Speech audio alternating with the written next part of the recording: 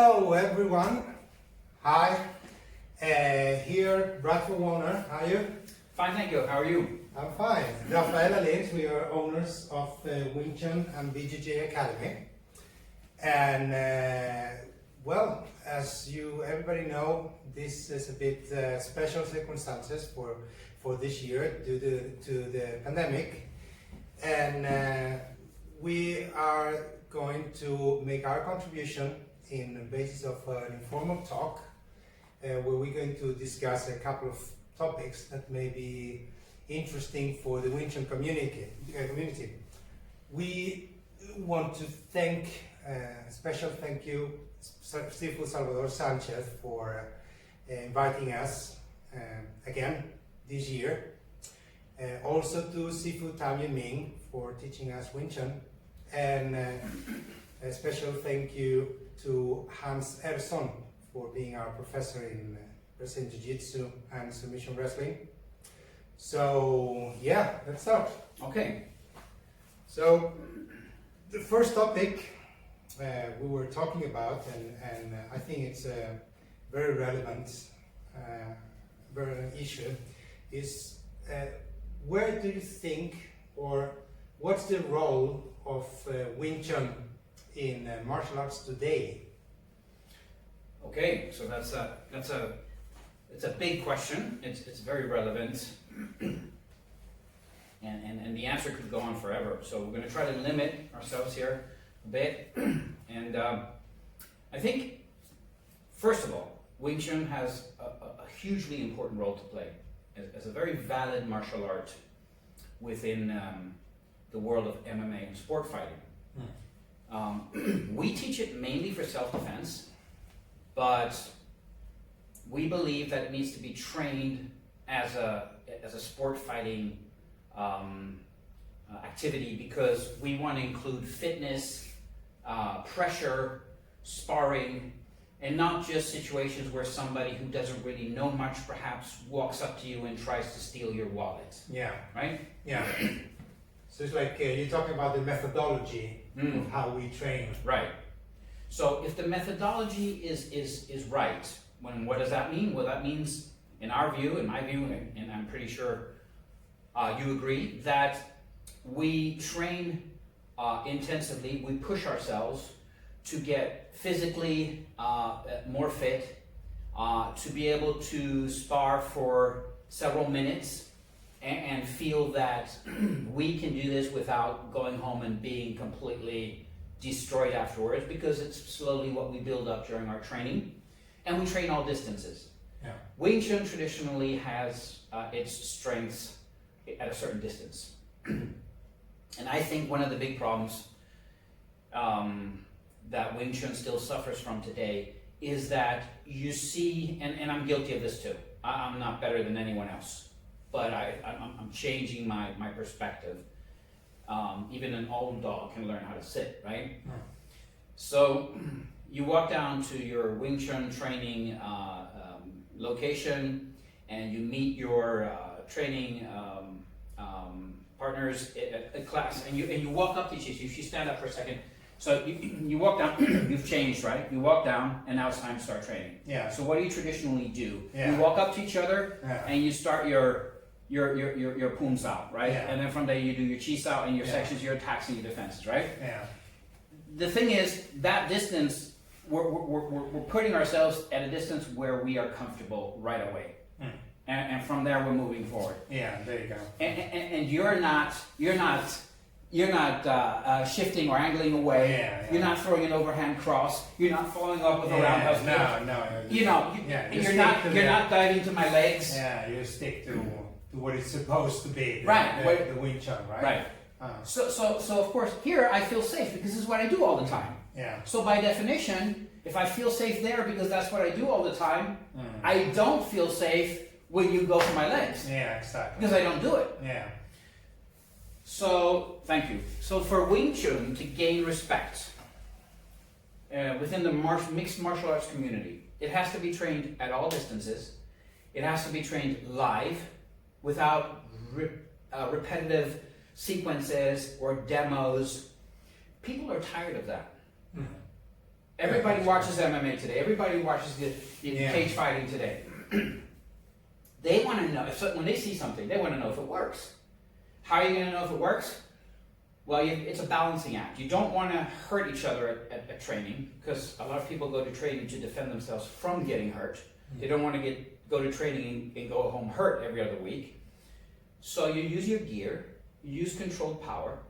You don't put beginners to spar because they don't control their power. They walk in and they don't respect that you're actually showing them that you can hit them. They just walk in up and try to punch you. Yeah. If they've never done it before, logical, we all did, right? We didn't Yeah. know. So sparring is a skill too, and we're teaching that skill. Yeah. And we're using all distances. So we have a couple students here who have trained Muay Thai, for example. One guy's competed. Yeah. So who am I to tell him, don't use those kicks because they're not Wing Tsun? Then I would be taking a valuable resource and throwing it away. Yeah. It's better we take his skills and his knowledge and his experience and use it to make us better. Yeah. So that's a little bit about what the methodology is. Yeah, yeah. So I think compared to what has been like Wing Tsun came to Europe more or less in like the 70s, probably 70s, 80s, where Right, it yeah. became very popular. Yeah. And you could see the training method very limited to certain exercises. You train form, you train some chisel, some applications, very, very role game based. I mean, you know exactly what your opponent is going to do. So the more you practice that thing, the better you become. But you never go out from that fixed application. And that So- distance. Yeah, that distance. So the real sparring never happens outside the chisel, where you are more and more comfortable. And then you see some people that stick out, that they are bigger guys that maybe have experience in other martial arts, that they seem to do very, very well. But again, is people with superior fitness, with knowledge about other martial arts, that beat up their students or people that they don't have other experiences, which makes people like to understand that the methodology that is being traditionally used in Wing Tsun is probably not enough, and it has to be developed by incorporating a lot more fitness, a lot more sparring, working in different distances, and to be more honest, right? To understand what works and what it doesn't. And I also think that you want to be transparent with the students. So we teach them everything we know. I mean, my goal is for my students to be better than I am at whatever it is I teach them. In this case, it's Wing Tsun, right? I would like them to become better than me, and I don't consider myself especially good. But I do have a certain level because I've trained a certain amount of time, right? Yes, of course. So if I see them approaching my level at the Wing Tsun distance, where we specifically, focus on Wing Tsun, and they're getting better and better there, then I feel like I'm being honest. I feel like I'm giving them value for their membership fee. We don't charge for grades.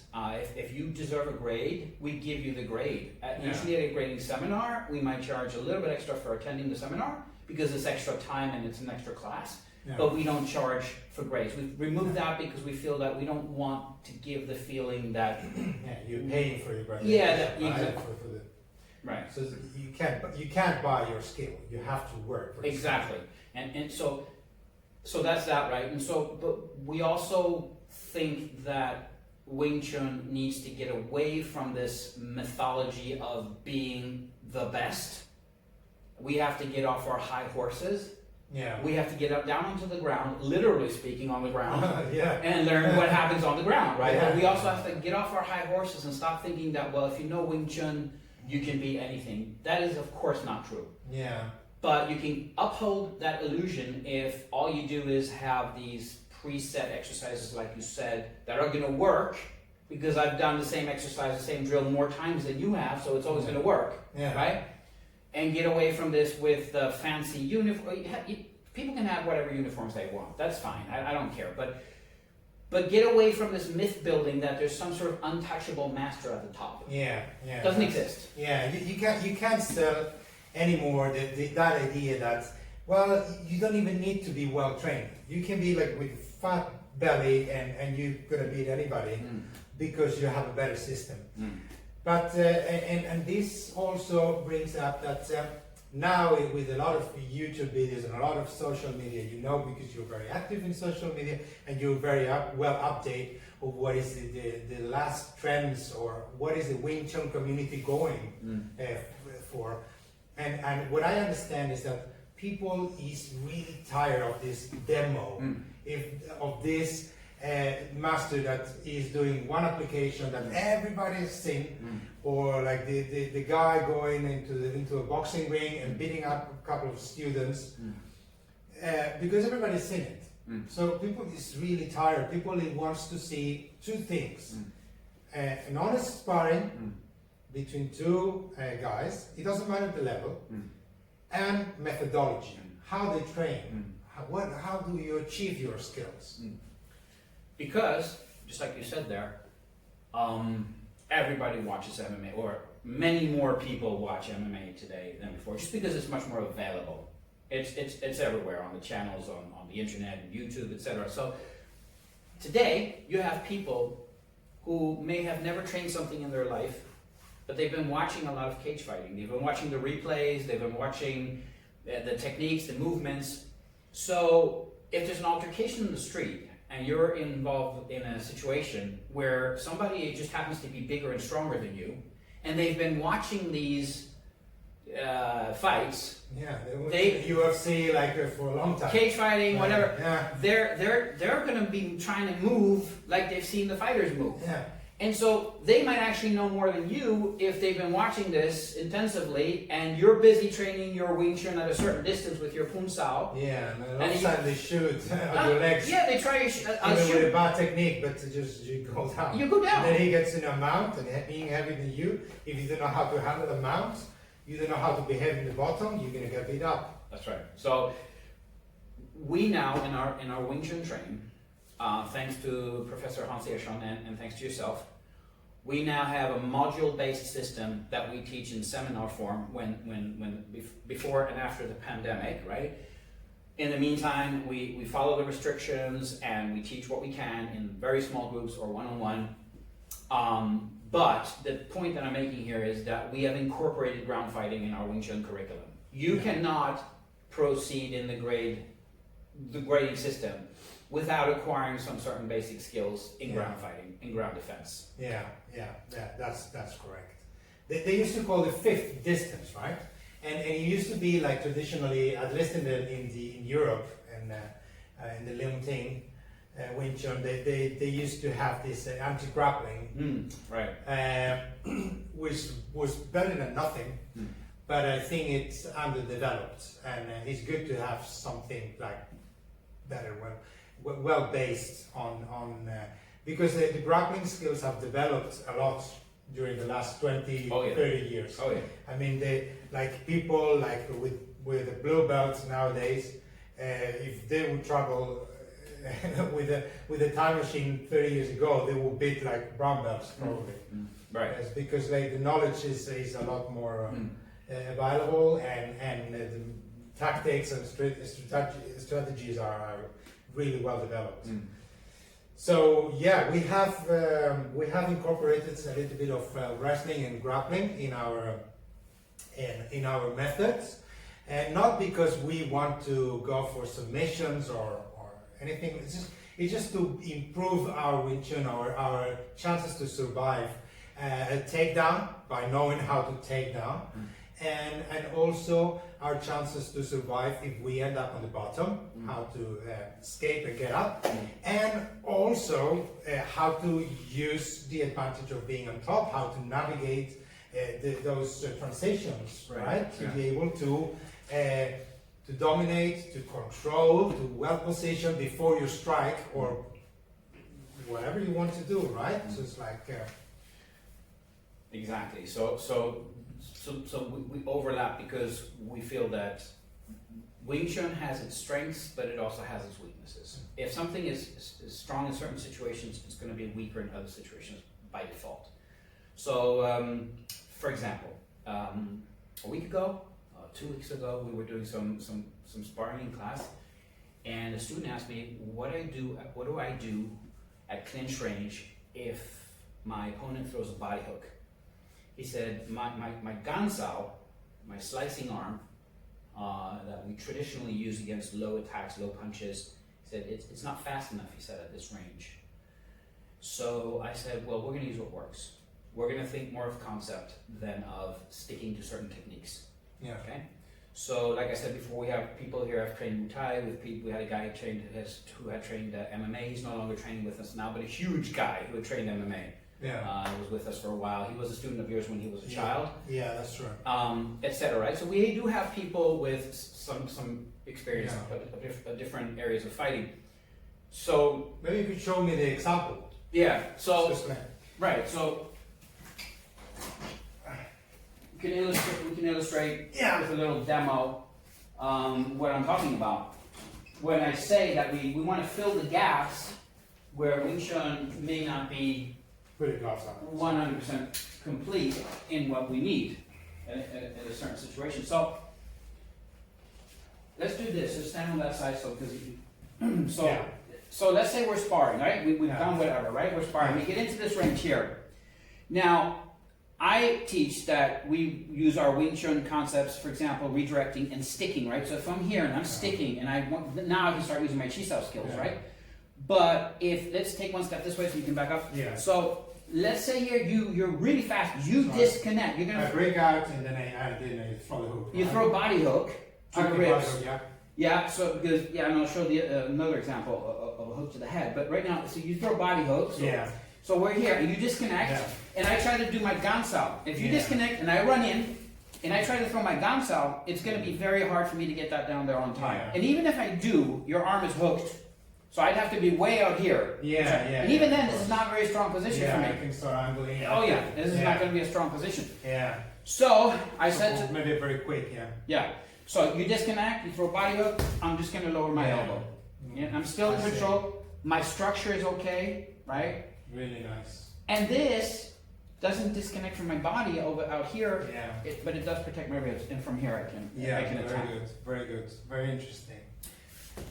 Another example, so here in the Wing Chun world, we could call this jump sao, because what I'm doing is I'm sinking my elbow. Even if it doesn't look like a jump sao from before, makes sense. I'm sinking my elbow. Totally, another example, if we're in a clinch range here, and you disconnect and you throw to the head, a hook to the head, I'm going to try to get my fook sao out here. I don't know if you can see this in the camera, but if he's fast, I might get... I screw them. If he's fast and I get my fook sao out to here, or a high tan sao, which to me is even worse.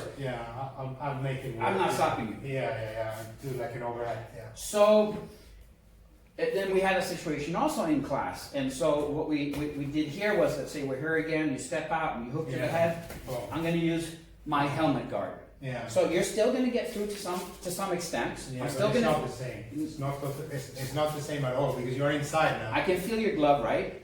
But I'm not going to feel much power. No, and you're much more inside. And I'm inside. Okay. Now you're the open one. This is spent, and I still have this to use. I'm really open. Okay. This is no good. So, and what's this in the Wing Chun world? How would we explain this in traditional Wing Chun? Well, I'm using I don't know, we call it a high gansao with a bent arm. Call it whatever you want. I really don't care if somebody is offended and says, well, that's not traditional Wing Chun. I mean, sure, I care what people think. Don't get me wrong, I'm not trying to sound like special, but I'm still going to use it. Why? Because I can't tell a student to use something that he can't make work in sparring. That's what I mean by being honest. Let's try it. You see what I mean? And see what works. And I've tried. And we're here, and you throw a hook to the head, and I'm trying to get my fook sao out there, and I'm not covering. Exactly. I'm just not covering. I have to I have to try to get your forearm somehow, which means I have to angle off fast enough. And you know here, dirty boxing is fast. Exactly. you're gonna press, you're gonna put pressure, and yeah, sooner or later it's good. Yeah, it's better to have an emergency technique, right? So I would still, I have a lot of respect for Wing Tsun. Obviously, I've dedicated a lot of years to it. I teach it, but I also have to be honest with myself and with my students. Yeah. And say there are weaknesses, so to speak. Another example, at this range, if we back up a bit, so long range, right? Yeah. If I can feint to your face, Yeah. get you to raise your arms a bit, Yeah. and kick, And then switch kick, I'm yeah. gonna do it. So where is Exactly. this? Where is this in the Wing Tsun world? Yeah, exactly. Where is that? Yeah. But if I've trained it before, if I can do it, Yeah. it's sparring. Why I'm gonna not? do it. Why not? But I'm gonna keep the Wing Tsun principle of having a strong base. Yeah. I'm gonna keep the Wing Tsun principle of not going force against force when I can avoid it. Yeah, of course. And I'm gonna, my basis, my core, my foundation is always, so when you attack with something, to try and get to this range. There you go. To my Chisao range. Right? But I also have to be aware that you might go for my legs. Yeah. So if I'm gonna insist on this, and you go for my legs now, Well, I've given you my leg away for free. exactly. Right? Am I right? Yeah. You know this better than I do. Yeah, and of course, if you, sometimes someone that knows that the technique to go to the leg, I'm already on the ground. it's too exposed. Right. That is too exposed. And I think that you're on the right path, saying that you are going to do what you need to do. So if you need to lower your base so you can get more balance, you do it. Right. So if we're here. Yeah, because that's stupid. So it's better to be exactly. I prefer. So when I go there, you can change, you can redirect, you can do something at least. At least I can meet you, because otherwise there's nothing here to fill the gap except you. Exactly. I want to be there filling that gap. Exactly. So then like of course that doesn't end like this. In our methodology, in our method, we learn to deal with some pressure. Yeah. From the wrestling point of view, it's very, very interesting that when we go to the clinch, we also want to understand when somebody else is pressing you forward and not striking too much or striking very short, but pressing, because you need to understand, like when I start pressing, that I can go and take it back. And exactly like Bradford does, the first thing his reaction is just like going down, because like I'm gonna go for the takedown right away. So it's like when I take this, now I press. And I'm gonna go. Yeah, so we learn to deal with that, with those things, and if we end up on the ground anyway, well, at least we need to know some fundamentals. How to move. It's very basic, because as you said, right, people is not behaving like in the 50s or in the 60s, and so we need to adapt. Right. Yeah. We love Wing Tsun. That's our core. We teach a Chisao program that's brilliant, that we have thanks to Sifu Tam Yuming. Yeah. We love it, and when we teach that purely. We don't go mixing that with ground fight. But when we spar and when we apply, we try to stay away from drills that are static, which means that basically I go in and punch there, you do a paksal, and then I do this. That's what the Chisao program is for. We leave it there. So we learn the techniques, and we learn the feeling and the forward energy. And it's very useful. The principle useful. is really, really useful. For self-defense, and even has applications for grappling and everything. I mean, it's fantastic, but it's adequate for certain distances. Right. So, I wanted to ask you a question now. Yeah. In your experience, because you founded this school, and then I joined in, and then I was away, I was living abroad, and you continued running it, you kept it working by yourself. Well, you had help, of course, as a sole owner. What, in your experience, makes a successful martial arts school? In this case, Wing Tsun school. Do you want to sit down? Yeah. Let's sit down and discuss this one. Obviously, I mean, this is a this is a very broad topic, and of course, everybody has its own opinion, and the answers may change depending on who you talk to. Right? What I think is that it is very important that you have passion for what you do, you like what you do. That's the most important thing, because if you're passionate and you like what you do and you enjoy coming to training, developing yourself, teaching, you don't care putting a lot of hours and work and dedication, then the product you are going to offer is going to be a thing with quality. Right. You can't focus only on the economical, on the numbers, right? Because if you do that, maybe it's like martial arts sector is not the right branch to be dedicated. It's difficult. Of course, you don't want to lose money. No.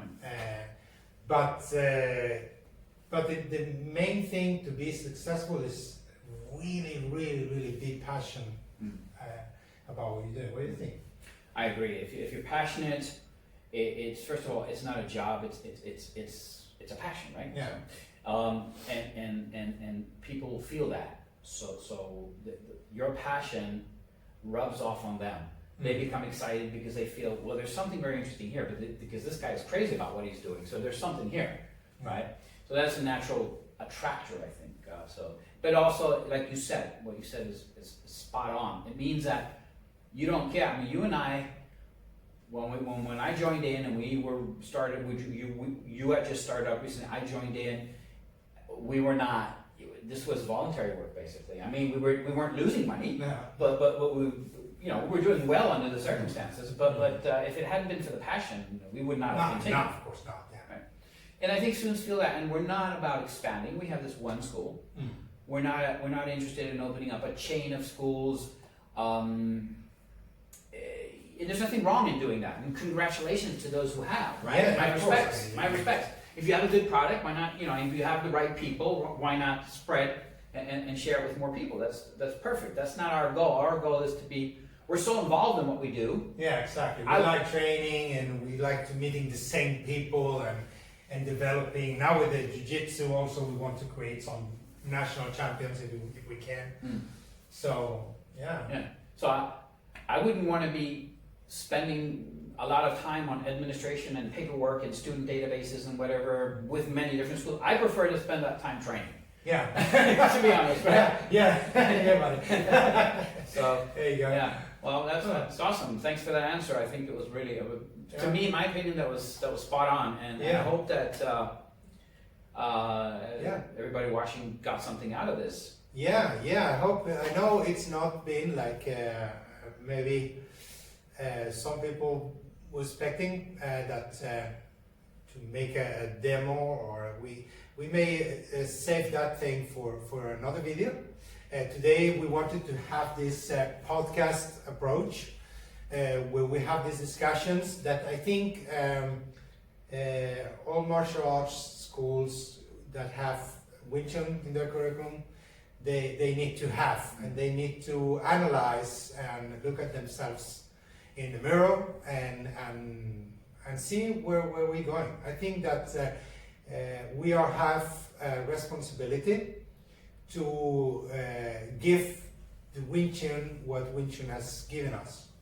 So we also need to contribute, and especially those who have more experience, and just let's do something for this community. I think Wing Tsun deserves a lot, and it's a great system, and I'm convinced that we can make Wing Tsun put it where it deserves, really. Okay, but thank you for watching. Yeah, thank you. Thank you for coming. Thank you for your help, and it's been great. All right. So we'll see you guys. We hope to see you guys live. Yeah. In the not too distant future, right? Exactly. Next year, hopefully, On site. no more pandemic. Right. See you in Madrid, 2022. Yes.